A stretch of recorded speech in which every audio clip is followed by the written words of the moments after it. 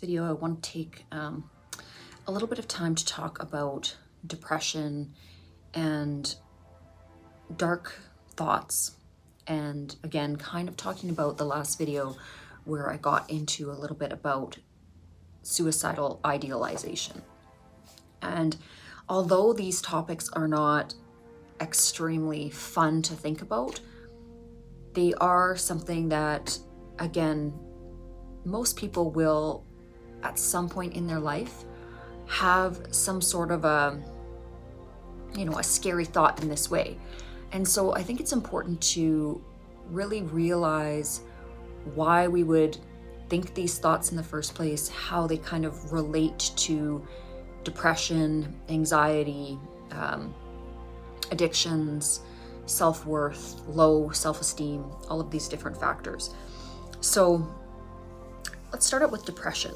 So if you've ever been through a really deep clinical depression, it is probably one of the most terrible experiences a human being can go through.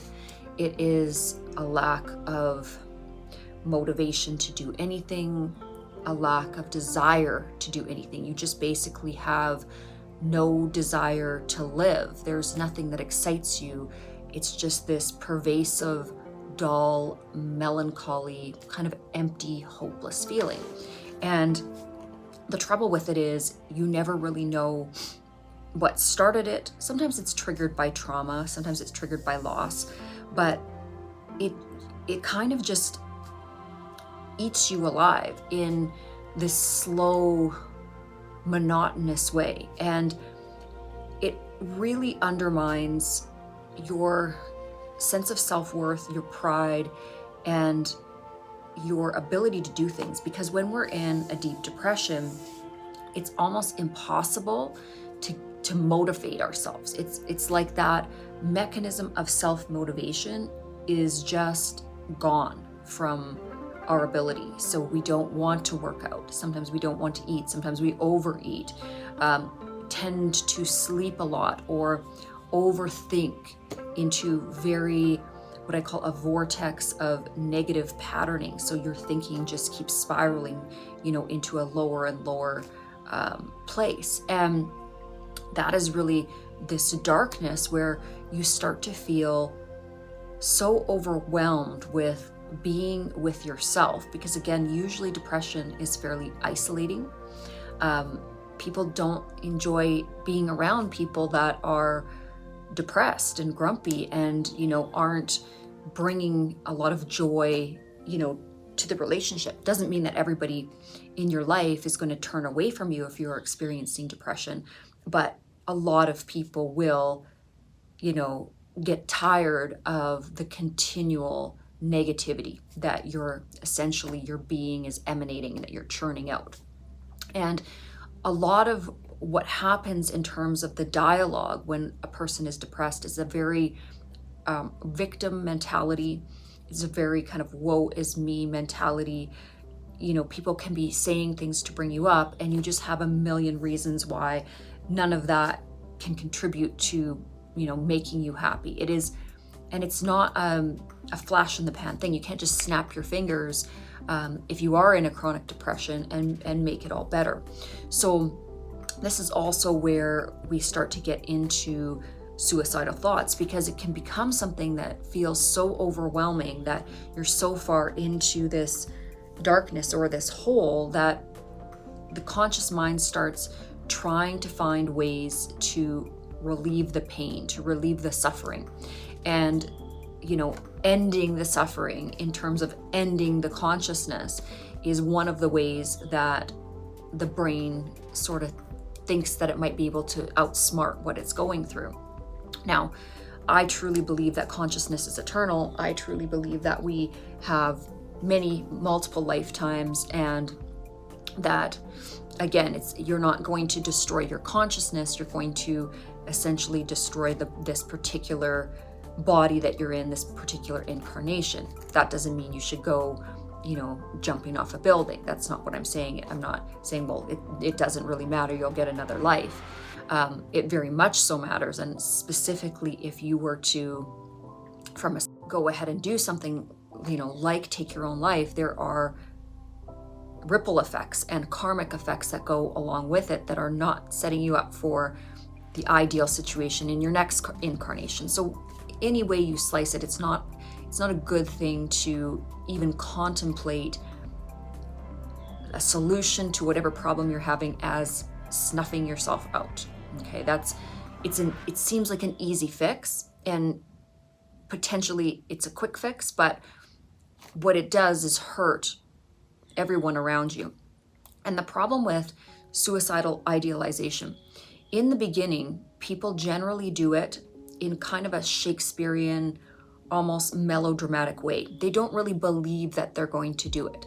They just think about it, they ruminate on it, and they almost do it in kind of a punishment thought sequence. When they're frustrated with their lives, maybe they're frustrated, they're in a victim mentality, they're blaming others, they start to use this sequencing of visualization of how they might be able to punish people that have hurt them, or how it would go down. They sort of play out this scenario of them not being here, and others, feeling really remorseful for how they treated them, and, how finally they would be heard or whatever. I mean, I'm just giving an example. But the problem with this is, the more that you play out that kind of scenario in your mind, the more the mind actually gravitates to that being a possibility. And then you hit a threshold where you're no longer just pretending to have these sort of dramatic idealizations. They're now quite ingrained in your mind, and you'll hit a zone where they will become quite scary, where you will actually be, sitting in a place or driving your car, and your mind goes, oh, well, you could do it now. Why don't you just do this? And all of a sudden, your conscious mind goes, well, I don't want to do that. I want to stay. I want to live. Where's this coming from? Why is my mind coming up with these scenarios? And so that becomes extremely scary for the conscious mind. But what's really happening is you've been feeding this dialogue to your subconscious mind about this possibility, this potentiality in terms of the quantum field, or a potential timeline for you. And so the brain starts, bringing up options. It's just kind of like when you are shopping for a new house, and you've decided, that it may be a good time to buy a new house. And all of a sudden, your subconscious starts to ping to all the open house signs. It doesn't necessarily mean you're going to buy a house that year. It doesn't necessarily even mean you have the down payment for the house. But your mind is doing kind of on command what you have preset it to do. The mind is very automatic, and that's what you have to understand about thought forms and about everything that you think. You have to be so diligent with your thoughts and really not waver into territory that can be dangerous territory in terms of your thought forms, because once you have a subconscious program running with these really low vibrational ideas and idealizations, then you have the whole task of undoing all of that. And it can be undone, but it's not easily undone, because you've created these very solid neurological pathways that, again, aren't really set up to make you happy and stable and joyous. And yes, they might be a mechanism, or they might be a function of a very traumatic period of your life. Maybe you went through a loss, a divorce, deaths in the family, things that do propel you into a very dark, low, depressed place. And 100% that may not be your fault in any way, but we have to think about the life we're leading. We have to think about the conscious thoughts we're having and how they affect us. And that's why it's so important to, again, have these dialogues and be diligent to the diet of the mind.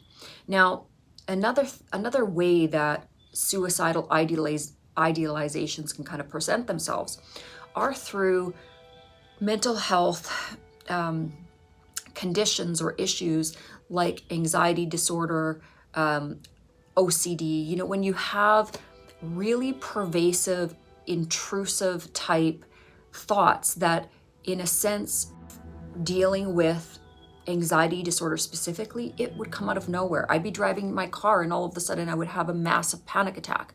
Or I would be, at a conference on the 10th story of a building, and then again, out of nowhere, this fight or flight, complete panic attack. And if you've gone through panic attacks before, you have no rational ability to control your mind. Your mind is on autopilot. It is triggered. It has that fight or flight response, and it is pure adrenaline. So all logic, all reason do not function or are completely shut off when we're in this fight or flight mode.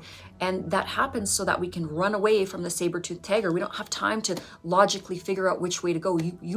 We basically just have to run. And it's very unhelpful to have these mechanisms in the modern day civilization, but they're still there. They're still a part of our programming. And especially if you are under stress, or if you come from a highly stressful, triggering environment, you can start to have these panic attacks or this intense anxiety response to almost everything. And it's a slippery slope, and it becomes so overwhelming that you really cannot function. And not only can you not function, you're scared of absolutely everything. You're scared of having a panic attack because they're so overwhelming. And it prevents you from entering social settings. It prevents you from having connections. It makes you highly embarrassed to be around other people because you look chaotic and you look erratic. So there's that level of it. And what happens is your world becomes smaller and smaller and smaller because you really, from an operational standpoint, do not know how to control your own body and mind. And that's a very scary place to be in. And a lot of people don't have answers other than, okay, let's take a pill. This pill will, basically turn you into a zombie with no emotions. And yes, you'll be able to get through your day, but it takes away so much. It takes away your discernment for, what is good behavior, what is bad behavior. You become very monotone. Your emotional response to others is so muted. You really can't articulate the depth of love when you're on these type of medications, because again, it just mutes everything. All of the beautiful parts of the human consciousness are muted, as well as some of the troublesome parts. So it's all very monotone. And yes, you can survive on them. It may be a short-term option if you are in real distress, but it's not really a long-term option for a beautiful out manifestation of the perfect life that you want to create. So how does anxiety or OCD, and again, OCD being really obsessive compulsive habits or rituals that you do that give the mind a semblance of control. So it's like when we, open and close the locks 3 times, or, you have to go a certain way to get out of the building because that's just the way that your mind is telling you is the safe way. Maybe washing your hands, obsessively, or, OCD can really manifest in so many different ways. Very, very interesting, very, very interesting projection of the mind. Nothing to be embarrassed about. It's really the mind's way of trying to control environments when the mind and the body, spirit, do not feel safe. It often stems from feeling ungrounded and unsafe in the world. Now, how does this play into the discussion about suicidal thoughts? Well, when you're going through months, years, decades of this pervasive behavior, it starts to wear on you. When you look out on the landscape of the lives of others and you see other people having fun, getting out there, just being and living, and when you're dealing with these psychological issues that are so crippling yet have no real it's not like a broken arm. There's no cast on it. It's not like cancer where you can cut it out and a doctor can see it. Any disease of the mind is up to interpretation. And also, a lot of times, friends and family just simply do not understand. They can't comprehend the suffering and pain that you're going through because they can't physically see it. It's not 3-dimensional. It's not tangible. And they may feel or express that the behavior is weird, the behavior really affects their interactions with the person, or you, if you are the person. And what that does is that over time, it erodes the individual that is dealing with the mental health issues, self-esteem. They start to become very insecure, very wary of social interactions. They become afraid to make friends because they're afraid of judgment. And then there's a whole other issue in terms of different kind of agoraphobic, which agoraphobia is just a fear of going outside or being outside of your safe zone. And oftentimes with these type of psychological issues, the world becomes smaller and smaller and smaller and smaller. And it's the brain trying to control its safety zone, trying to protect you from being in what it deems as unsafe territory. Now, this worked very well when we lived in the jungle and, a tiger lived over in that part of the territory. So the brain would train the body that we stay out of that period or that area of the jungle. But the problem is, in modern times, when there is no tiger and really all of the world is quite safe to a certain degree.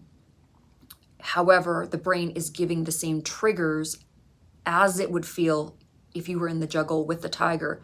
In the most bizarre places, you're going to, from a primal state of being, you actually, the feeling is so intense within the body, because it had to be in nature for survival, that you have these pervasive avoidant tendencies. And it takes a long time and a lot of love and compassion for oneself and from the people that are in your life to help you maneuver out of this type of thinking.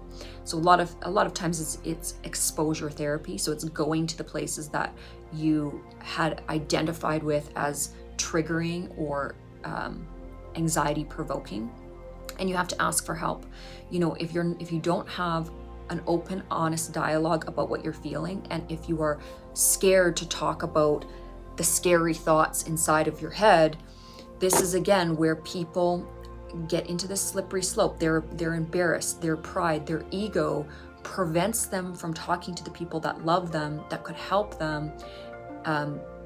And you have to be quite direct about what you need too. And this is about learning yourself. You have to say, you know what, this is a trigger for me, and it will really help me if you just sit with me calmly and have a conversation in this, place where that tends to trigger me. And because I feel safe with you, as my mind calms down and sees that this environment is very safe, I'm going to become acclimated into a different pattern of thinking.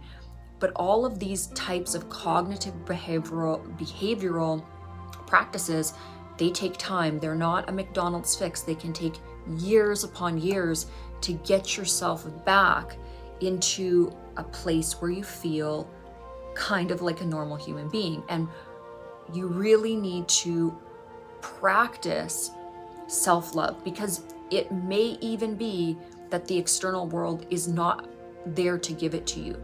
So listening to affirmations, listening to subliminals, watching only kind of happy, inspirational stuff. Stay away from anything that is scary. If you are watching scary stuff, you're training your mind to become scared.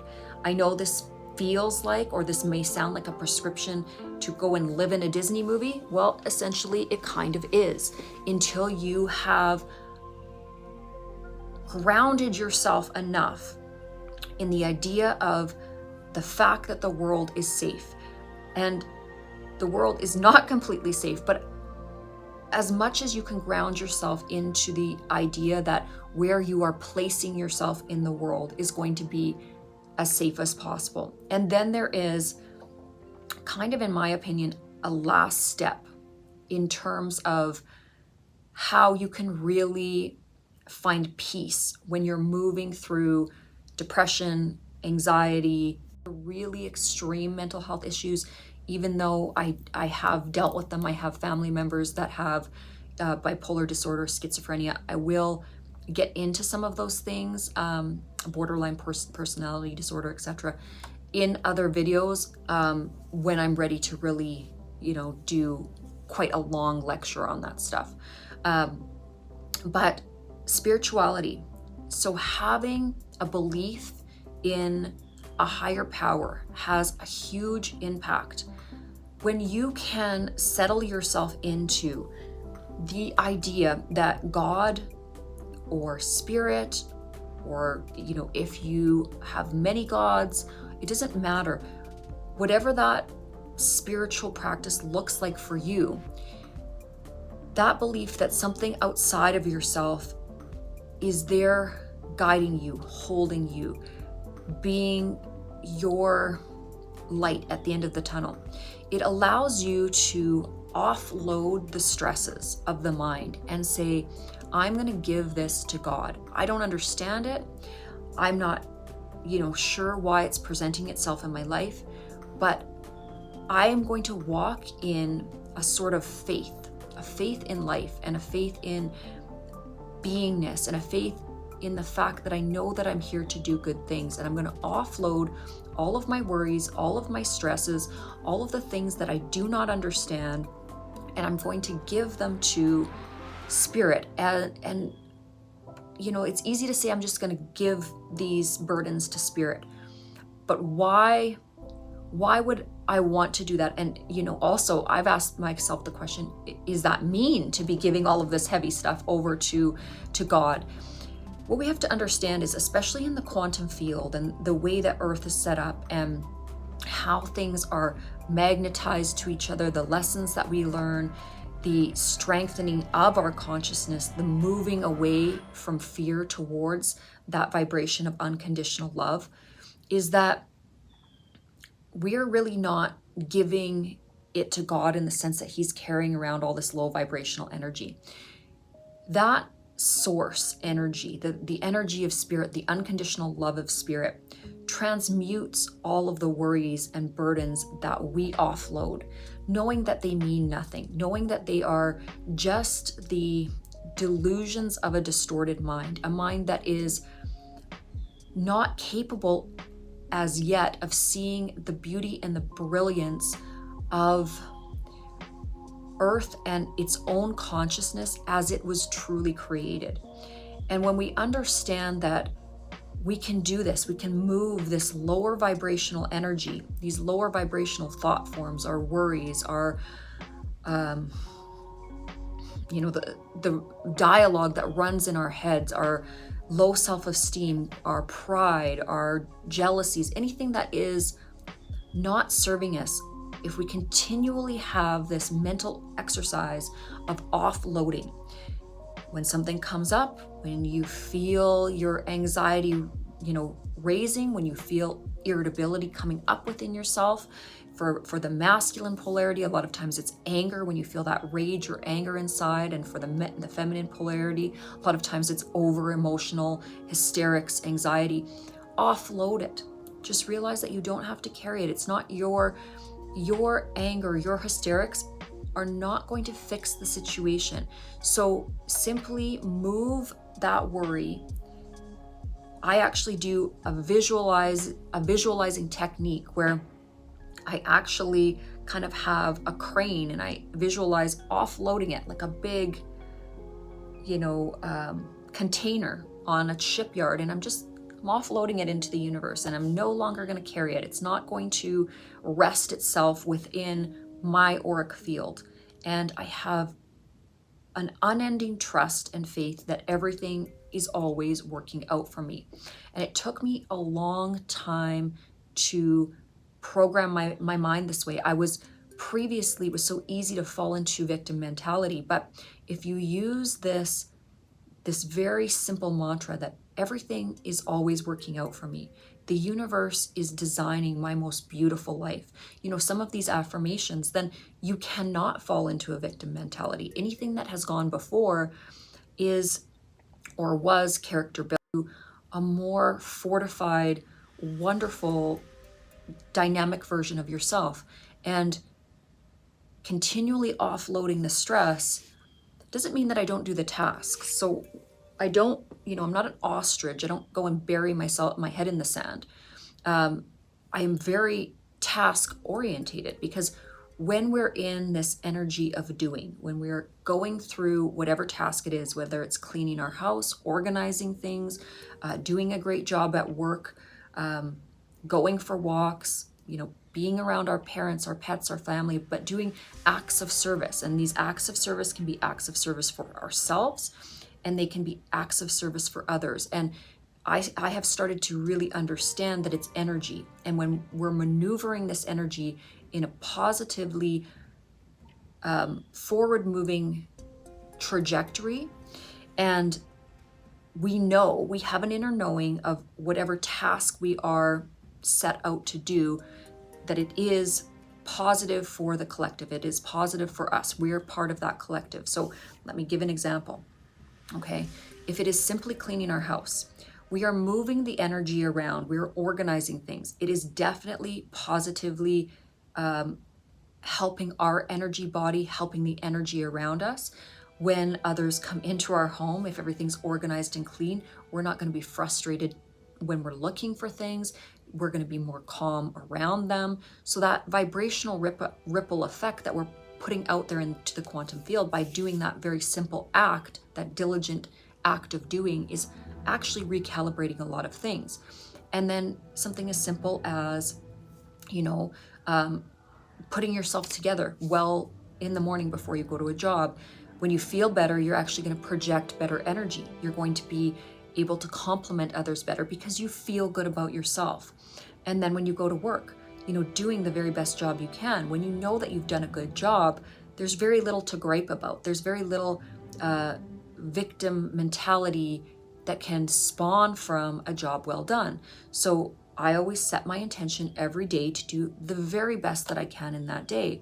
And my mind actually doesn't spiral off into other negative vortices, because again, I'm happy in what I'm doing. I'm happy because I'm purposeful, and I'm happy that I'm bringing the best to my purposefulness, and I'm proud of it. So then my self-esteem goes up, and as my self-esteem goes up, my energy centers go up. I can actually churn out more energy and more doing because of the light that I'm starting to illuminate because of what's going on within myself. I'm proud of myself. I'm happy with how I'm showing up for the world. Okay, and these seem to be very self-centered actions, but they have a ripple effect, because everybody that we interact with, we're going to be that much more kind, that much more peaceful, that much more compassionate. And then you start to feel like you have enough energy to actually do things beyond just the survival mechanism and that state of survival. You start to help others. You start to have really interesting, beautiful interpersonal connections. And then what you'll find when you are kind of in this diligent energy and focusing your energy on positive things, that positive diet of the mind, you start to not even think about depression, anxiety, or anything to do with suicide. Those things just kind of naturally fall away. And then you're sitting there on a patio with your girlfriends thinking, wow, what a beautiful day. And that's when you start to plan in bliss and fun and adventure and travel and building and magnetizing your wildest dreams. So sometimes you do have to go through a bit of the tough stuff. You have to learn how to control the mind and learn what is good for the mind and what isn't good for the mind. And some of these things are very difficult periods, or the dark night of the soul that you have to wade through to get to the other end. But it is a worthwhile journey. It is a journey that is very doable. It just takes time, and it takes, again, a lot of self-love. But that's what these videos are about, is kind of talking you through some of the experiences I've had and giving you my best wisdom in terms of how you can make some pretty impactful dynamic change today. But yeah, you can overcome any obstacle. There's nothing that you can't do if you put your mind to it. There's a lot to be said for the human spirit and how resilient one can be, even if you are faced with a tremendous amount of stress, even if you are in a tremendous amount of isolation, confusion, anxiety, depression, all of those things can be overturned. All of those things can be corrected. At the end of the day, they are just ways of